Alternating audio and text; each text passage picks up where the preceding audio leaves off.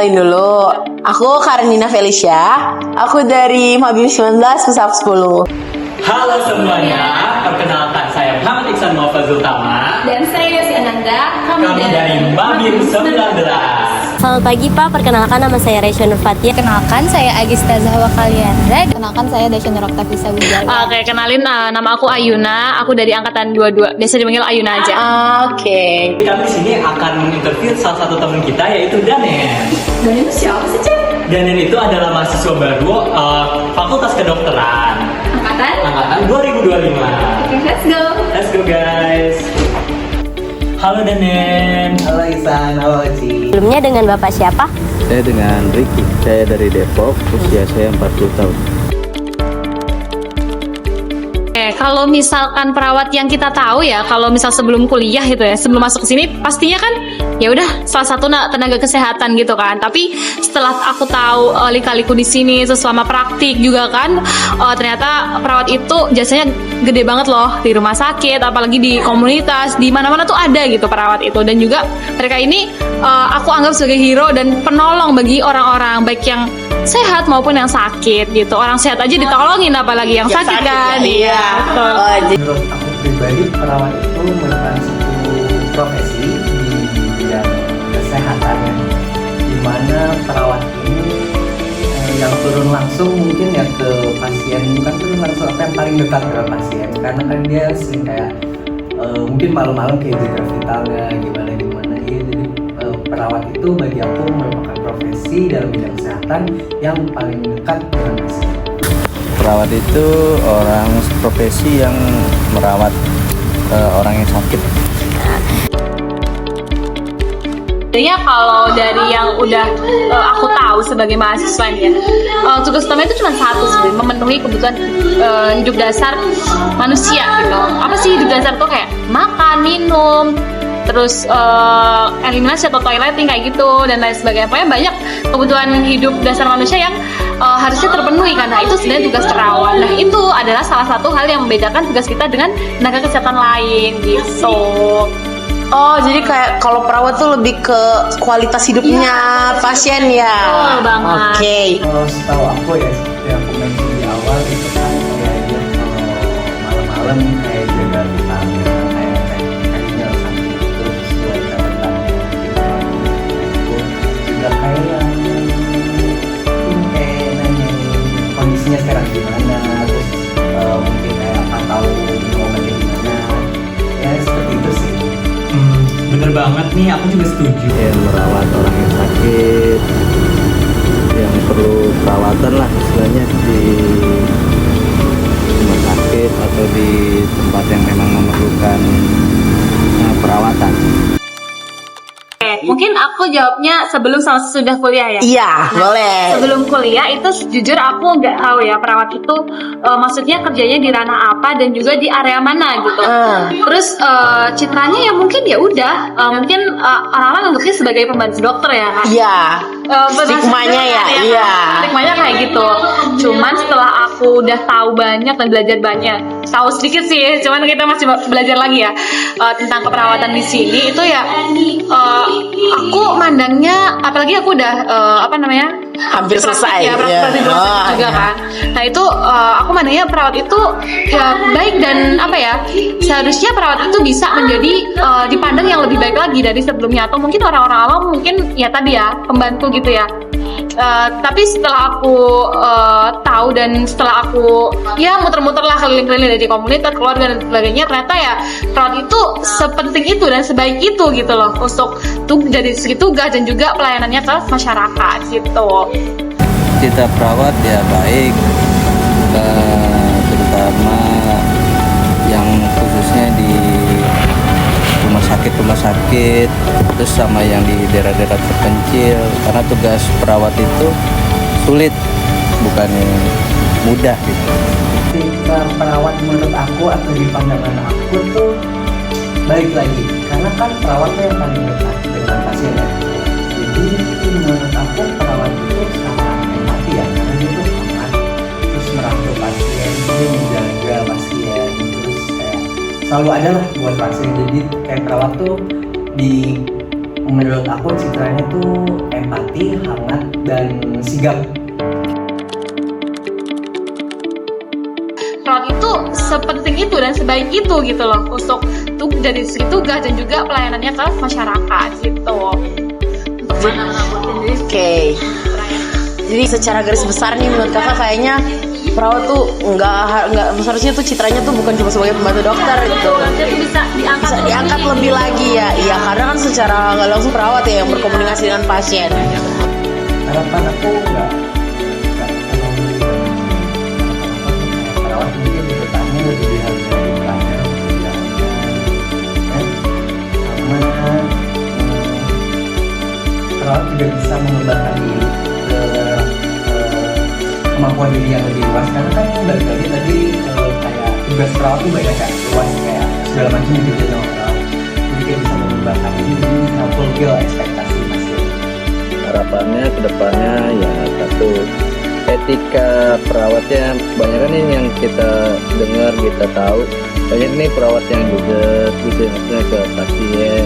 Ya ke depannya kalau bisa etikanya atau attitude juga ya diperhatikan kembali gitu, kayak sapa salam ke pasien gitu. Udah itu aja sih menurut saya ke depannya. Baik, terima kasih ya Pak. Ya. Aku mau nanya lagi nih kak, kan di keperawatan ya, karena kita maba juga udah mulai belajar ya yang namanya etika dan hukum. Kira-kira gimana nih pandangan kakak tentang perawat-perawat yang melanggar kode etik? Menurut aku gini sih, pasti ada sesuatu yang membuat mereka melanggar kan. Yes. Yang paling basic sih harusnya pendidikan. Kalau misalkan perawat itu punya pendidikan dasar yang baik terkait etik kan banyak ya, ada benefit Iya. segala macam dan lain sebagainya gitu kan. Iya. Nah, itu pastinya kalau misal punya dasar itu yang baik, kayak kalian kan juga belajar kan? Iya, kami udah mulai belajar, Itu kalau iya. misalkan kalian tahu, oh kasus-kasusnya tuh seperti ini loh, harusnya kita kayak gini loh, harusnya kita menghindarinya kayak gitu loh. Kalau tahu dari awal kan pasti kalian ini dong, tahu dong Aware Ya, gitu, lebih gimana aware cara gitu. penerapannya, Nah, iya. mungkin ya itu sih pandangan aku, dan harusnya kalau perawat-perawat yang masih melakukan kayak gitu harusnya pendidikan tentang etikanya tuh lebih dikuatkan lagi, dan juga untuk yang melanggar juga pasti kena sanksi dong. Iya. Harusnya bisa, kalau bisa melanggar sih pasti sanksinya masih teguran ya, tapi kan kalau misalnya udah berat mungkin bisa ke jalur hukum atau lain sebagainya. Itu sih. Kalau pendapat aku sih, jujur aku belum pernah baca tentang atau aku belum saya tahu deh. Tapi kalau dari pandangan aku, kalau ada kasus seperti itu disayangkan. Kenapa? Karena tadi aku mention kalau perawatnya paling dekat dengan pasien. Jadi kan kalau perawat melanggar kode etik berarti agak salah menentukan dia menangani pasien. Dimana itu akan membuat kepercayaan pasien terhadap perawat itu menurun kan, dan itu susah lagi untuk membuild trust-nya seperti itu. Jadi kayak pandangan aku itu sangat disayangkan dan diharapkan mungkin tidak terjadi pelanggaran kode etik sehingga tidak menghilangkan kepercayaan antara pasien dan juga perawat. Ya benar banget, aku setuju banget. Berarti perawat itu harus memperbaiki kinerja terhadap pasien. Betul, jadi semoga citra dari perawat itu lebih bagus. Yang tadi yang pertanyaan sebelumnya, semoga lebih dihargai dan nama perawat itu lebih bagus di mata masyarakat. Jadi nggak ada yang namanya tadi perawat kekus gitu. Jangan Sampai Yang melanggar kode etik sebaiknya dikasih apa namanya apa ya, ada punishmentnya atau memang ada izin apa namanya lisensinya atau apanya mungkin yang bisa bikin mereka tuh tidak bisa mengulangi lagi kayak etikanya yang kurang baik segala macam, itu yang mempengaruhi kode etiknya agar diperhatikan kembali tuh. Jadi misalnya tidak ramah atau apa ya kan gitu. Baik, terima kasih Bapak atas jawabannya. Iya. Pertanyaan terakhir nih, mungkin paling relate gitu ya. Sebagai mahasiswa yang udah semester akhir ini nih kak, kira-kira menurut kakak nih, apa sih peran mahasiswa dalam keperawatan? Oke, jadi pastinya kalau misalkan kita udah masuk ke sini, otomatis kita kan udah komitmen diri kita buat jadi perawat dong. Yes, menyandang status gitu. Mungkin ada 1-2 orang yang berpikiran untuk pindah nih ke fakultas lain. Mungkin aja ya. Iya.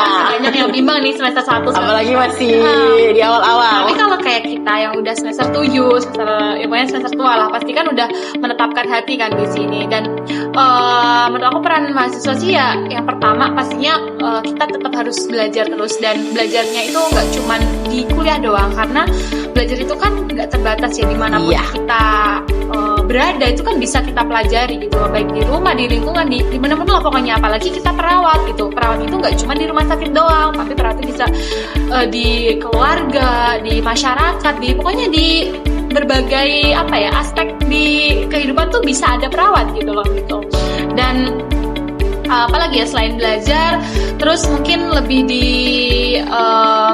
tingkatkan lagi untuk motivasi untuk tetap bertahan di jalur ini, karena juga ada beberapa tahu yang mungkin udah ini dari perawat tapi nanti lulus biasanya nggak jadi perawat. Biasanya ada juga kayak gitu Yang melenceng gitu ya. mungkin jadi tapi melencengnya ke hal yang baik, misalkan Iya. influencer itu ya nggak masalah. Oh ini ya entrepreneurs, iya kan?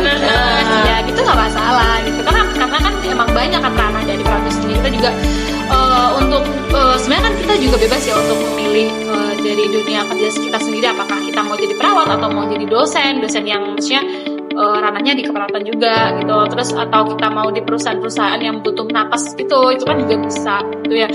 Ya itu aja sih, aku nggak ada kata-kata lain selain belajar, karena belajar itu merupakan hal yang penting dan nggak ada habisnya gitu. Setiap kita setinggi apapun ilmu yang udah kita dapat, itu tuh tetap aja pasti ada yang di atas kita kan. Nah itu tuh bisa kita pelajarin lagi dari situ kita bisa belajar gitu. Jadi kalau dari yang kami bilang tadi sih, aku bisa narik kesimpulan nih. Mungkin kayak kita tuh harus belajar untuk ke depan terus, apalagi kayak untuk jadi seorang perawat nih. Peran mahasiswa tuh kayak kita kan akan mempersiapkan masa depan tenaga kesehatan dong otomatis. Jadi kayak belajar tuh nggak boleh berhenti gitu. Tugas kita, peran kita belajar ya gitu ya. Betul, apalagi kan kita menyangkut nyawa manusia. Iya, gitu ya. langsung pasti berhubungan langsung nih dengan manusia. Empatinya tuh juga harus diadakan. Iya. Ini kan etik juga tadi kan. Iya benar. Itu sih. Oke deh, aku mau terima kasih banyak buat waktunya kakak. Saya terus dan semangat terus aja. Semangat. Siap banget sih kak.